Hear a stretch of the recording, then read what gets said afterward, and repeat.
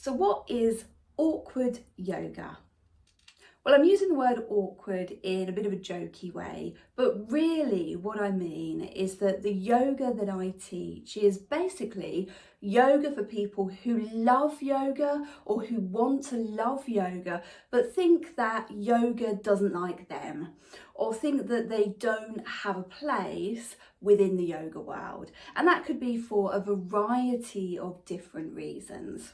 And I completely count myself within these numbers. So even though I'm a qualified yoga teacher now, I still find it difficult sometimes to keep up in traditional yoga classes.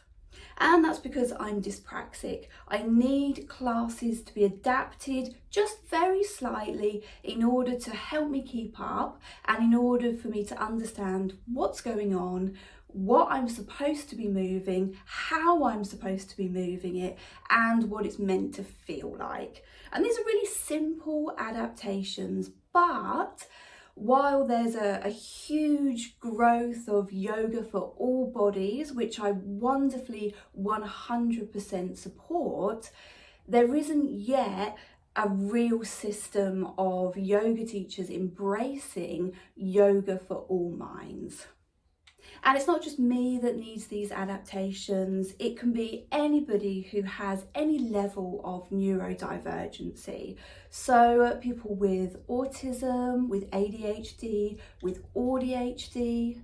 But you don't need a diagnosis to know that you find yoga classes in their traditional form difficult to access and to keep up with.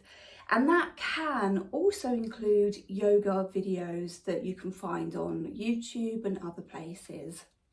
My Awkward Yoga platform isn't just about giving real beginner stuff.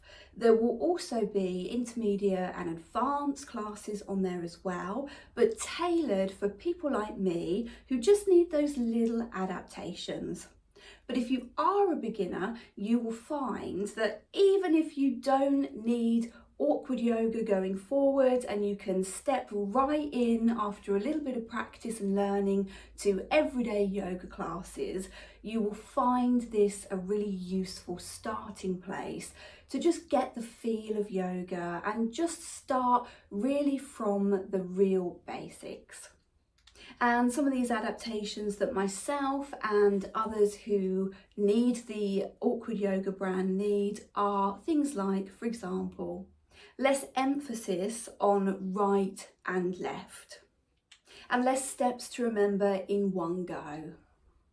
The easy or beginner version of the pose given first rather than the hard version, and then the easy adaptation coming after.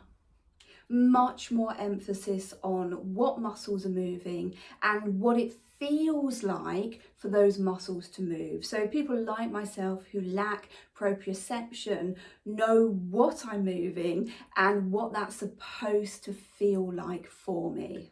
Much less emphasis on the right way the pose is meant to look, and a lot more emphasis on how the pose is meant to feel and what it's meant to be doing for your body. More time between the instruction being given and the expectation for you to do that. So that helps people like myself that take longer to process verbal instructions.